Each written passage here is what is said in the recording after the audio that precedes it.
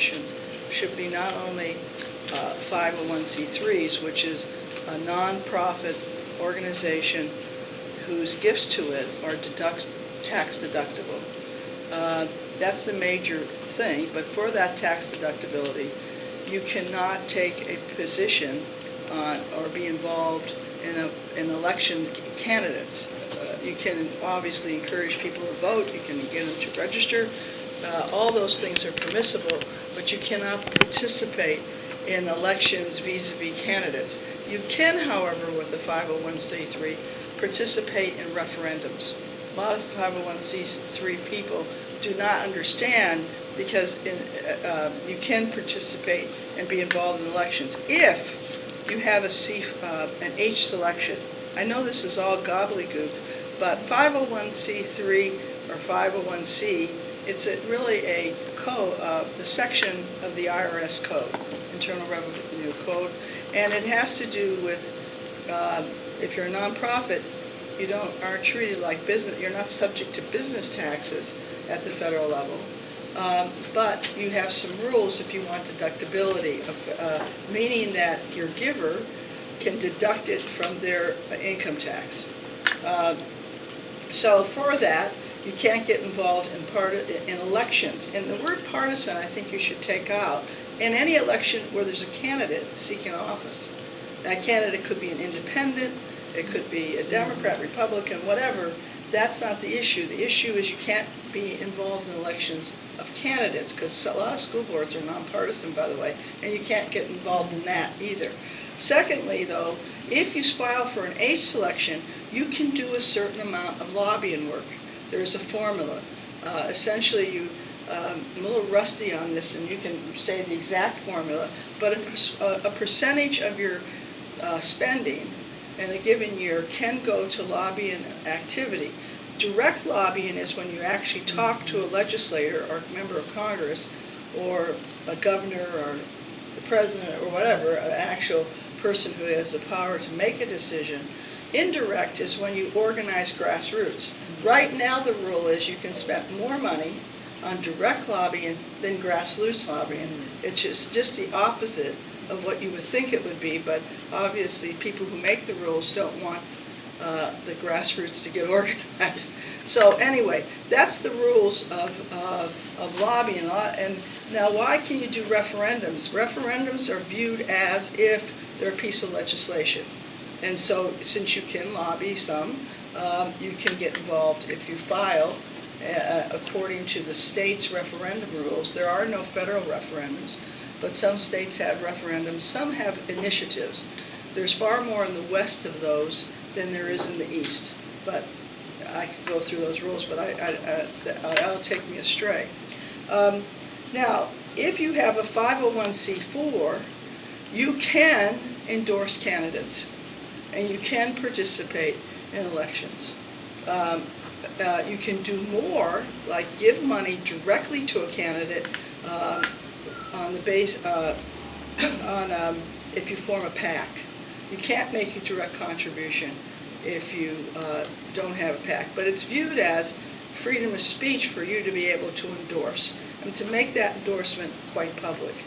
And it depends on how you want to do the PAC, but if the PAC is an affiliate of the C4, and most of the PACs, an awful lot of them are, then you have restrictions. The most difficult restriction is that an affiliated PAC can only spend $5,000 for each election of a candidate, like $5,000 in the primary and the general. Well, and when that rule was first put in there, that was a lot of money.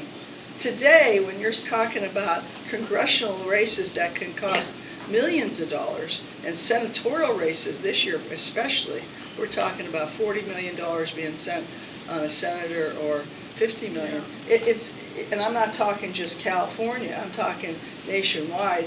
You have a lot of spending because you have what is called the Citizen United decision that is allowing corporations and individuals to spend a lot more if they have what is called super PACs. And what a super PAC is, it's not affiliated with an organization, but it can essentially give unlimited money as long as it reports that money. And I could go on, and the monies could be dark, meaning you don't have to say unless they gave specifically for that candidate. I don't want to go into all these rules. I really want to demystify the rules. I spent a lot of time, I was president of NOW for 3 terms. When I got elected in 1977, which sort of dates me, I encouraged NOW to form, at that time, political action committees, which were really a part of the reform legislation of the 70s. And at that time, very few women's organizations had PACs. I couldn't understand why we didn't. We were C4. NOW's original organization is a C4, a membership organization.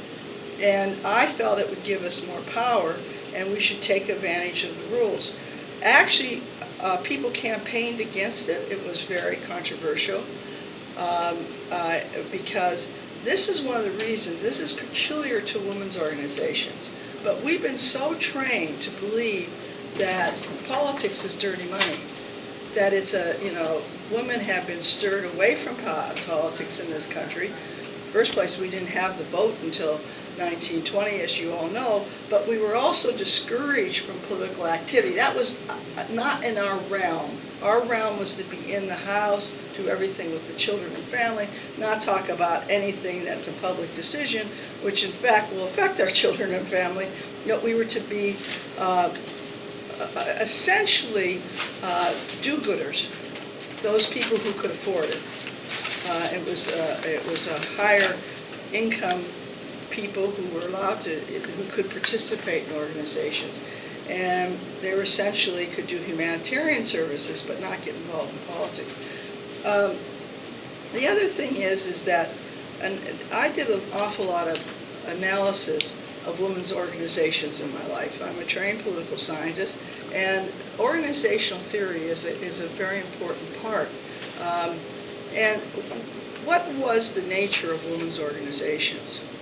I'm not going to use any names because it's generalized discussion.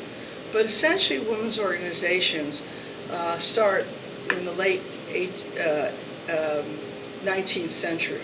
And one of the things that is set up is that the organizations are not competitive, that they don't have competitive elections. They had a nominating committee that named one ticket, and the leadership was to rotate rapidly. So a lot of them had 1-year terms. NOW was set up like that as a typical women's organization, and the term was 18 months. That was not in the 70s, I'm now talking, now it's 4 years. But it was set up so that there's a nominating committee, they pick a consensus ticket, there's nobody getting upset about anything, let's not, worry, our pretty heads with competition. Women were not supposed to have competition, oh my goodness, and that was to be males. And as you remember, women had no sports then.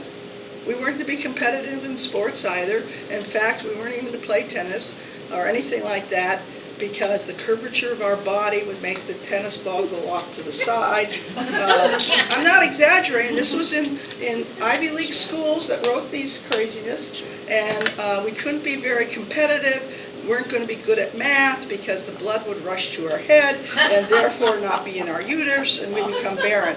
These are all our history. I mean, we can laugh now, but when you ask where are women leaders, this is how women were trained. We were trained to be subservient. There is a reality in this, not only in the household, the man's the head of the household, but in the community, right? We were not to be in any way competitive. I knew this history, and it made me crazy, and I wanted to change it. One of the first things I did in NOW is we got rid of a nominating committee. Better we have contested elections. Better that we put our attention to, competing ideas, to come up with the strongest ideas or the most popular or whatever. And better that we prepare ourselves for elected office.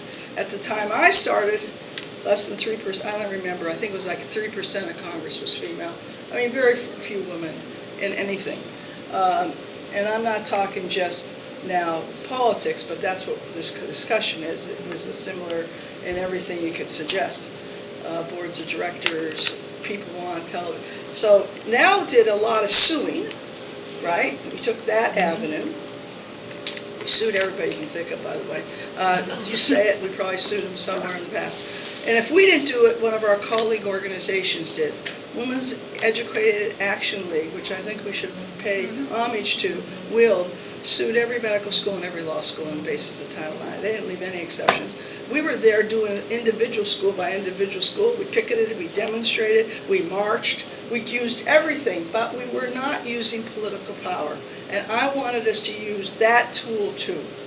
I mean, because basically, our women's movement has numerically mostly 501c3s, meaning they cannot participate in elections for candidates for office. And number two, we have think tanks.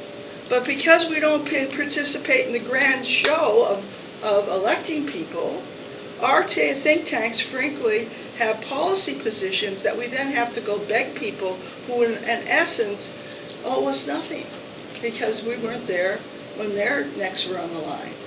And I'm not talking about giving money for quid pro quos. That's against law anyway.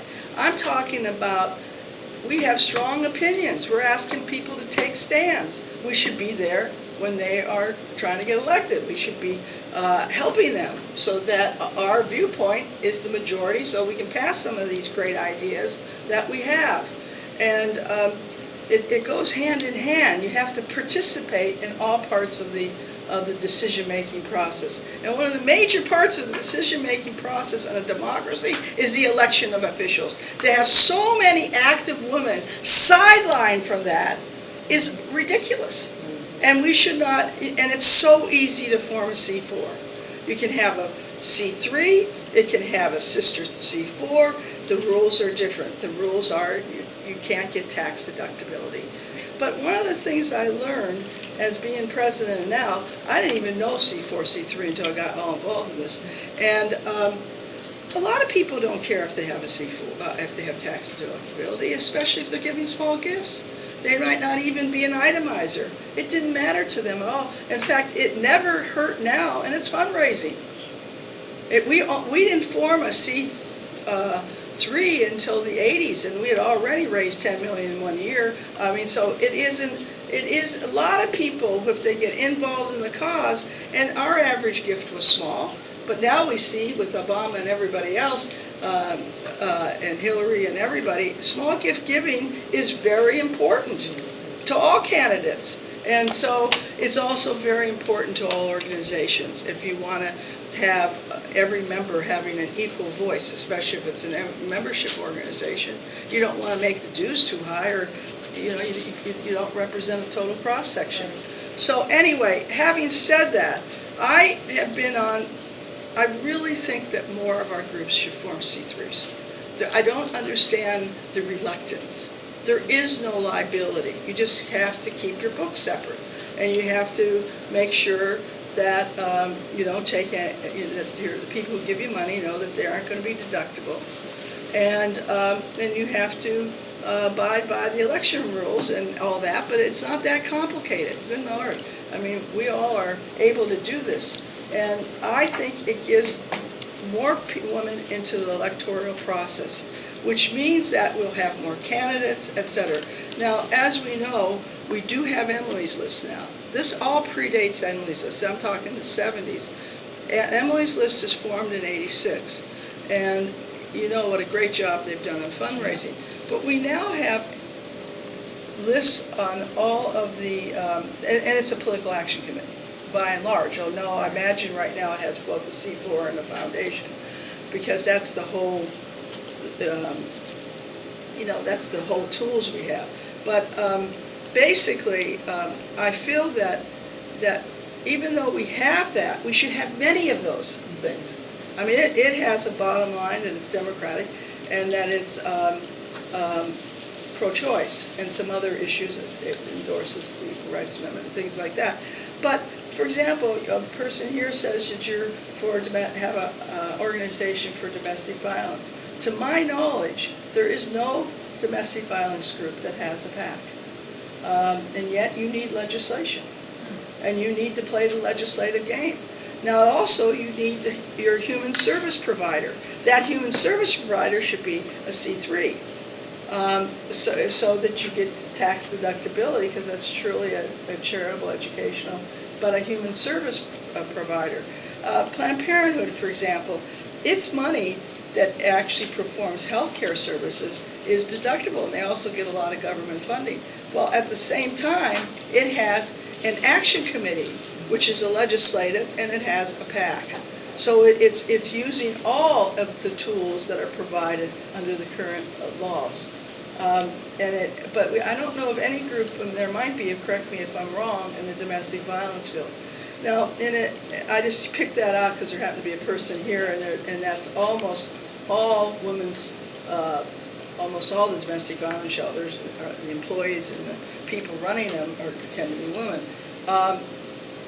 I feel that each of our issues should have those, and in fact I see nothing wrong with having the C3, the C4, and the PAC. That's what the rules are. I happen to think we should get very involved in rules. Who makes up the rules dominates the game. That is reality.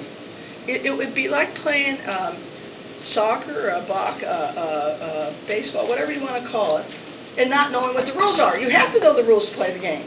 You've got to know the rules of legislation, of the ability to participate in the legislative process, the political electoral process, and the charitable process. And you've got to get so interested in it that you seek to change the rules. How can it be that a corporation can give unlimited money? A law firm can go around and ask all their partners to give money, but a group like NOW, which has many thousands of members, can only give 5,000. It doesn't make sense that those are rules that were made up. They're not, you can change the rules only if you have legislative strength. And in my opinion, if you have electoral strength as well as legislative strength, you're stronger. And right now, in my opinion, the rules disadvantage the way we're playing it, women's groups. And we're actually not fighting even with the full force of the current legal rules, but we should be changing them to give us more equal power, because right now we don't. Speaker Pelosi, for example, believes that one of the most important things for progressive and feminist ideas to move forward is you've got to get rid of Citizens United, which has made this nothing more than buying offices for millions and millions of dollars, making sure that grassroots groups have very little power and very little, frankly, are not listened to. They might represent millions of people's ideas, but because they don't give as much money, and the game now is so expensive that you're devalued. And that means we have to understand what happened with the Supreme Court. We have another thing in the Supreme Court that I think absolutely devalued ordinary people, that I don't hear very many people talking about. But another decision that was made, that you can spend of your own money any amount to get yourself elected, right? So you're a multimillionaire, now a billionaire, you can spend any amount of money to elect yourself, but if you're an ordinary person, you have to collect money. I think the level now is $2,700. Correct me if I'm right, Dylan. No individual can give you more than $2,700. Well, it's a lot harder to collect from lots of little people than if you just have to write a check. Okay, I'm Rockefeller. I don't want to pick on him because he was a nice he was man. decent. Yeah, he was and a nice he treated guy. women well. But right now, if you look at the net worth of the members of the Senate and of Congress, you've got disproportionately very wealthy people. Yeah. But this is not reasonable, and this is all a court decision. That court, the decision, the Supreme Court ruled that how you spend your own money is freedom of speech. Okay? Well, give me a break. I mean, that means there are no rules. The election rules right now favor the wealthy, wealthy, wealthy. And if we're representing ordinary people, we should be in there on those issues. We're not involved in enough process issues. We're involved in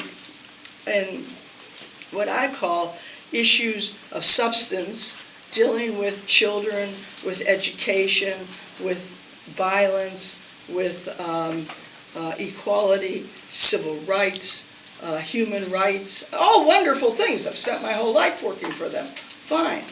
But we've got to start getting involved in the process issues that make us go devalue what we're doing, and that's why we go before Congress and ask for it. One of my biggest peeves is we ask for $1 billion, right? Right now, that's the ask for international family planning. We should be asking for $8 billion, which is nothing compared to what we're asking in the military budget. But that could help so many women and people on this earth to be able to take control of their lives. It would save maternal mortality lives. I mean, women who are dying in birth, giving childbirth. It would save infant mortality rates would go down, etc. Well, anyway, all I'm saying is that if we think our issues are so important, which they are, we got to give them more power. We've got to give them more strength. We have to give them all that we can give. And if that means changing the rules, that means changing the rules. One of the major rules that disempowers all of us, we think of elections as popularity contests. Yeah. They are not.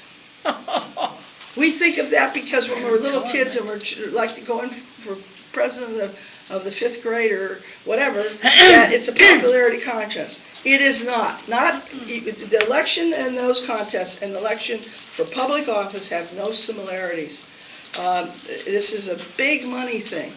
And in addition, again, those who form the rules decide the outcome.